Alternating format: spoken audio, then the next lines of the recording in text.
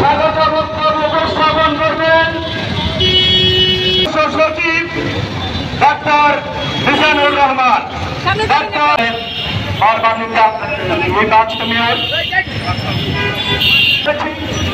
সেগুলো হচ্ছে বরিশাল বিভাগ শুরু করছি। এই পর্যায়ে সভাপতি গণসম্মতি আন্দোলন আছি এবং থাকবো ঘোষণা করছি।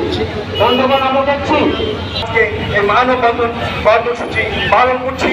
আজকে এই মানববন্ধন আগামী দিনে বরিশাল বিভাগ উন্নয়ন ছাত্র সমিতির পক্ষ থেকে জনগণের অভিভাবক জনাব সামাজিক নেতৃবৃন্দ, সাংবাদিক বৃন্দ, বিভিন্ন শ্রেণী কুয়াকাটা পর্যন্ত যে রাস্তা, সেই রাস্তার যে দুরবস্থা, পর্যটন কেন্দ্র হিসেবে গড়ে তোলা বরিশালে বিমানবন্দরকে আমরা ইমিডিয়েটলি চালু করার মধ্য দিয়ে আমরা বরিশালবাসী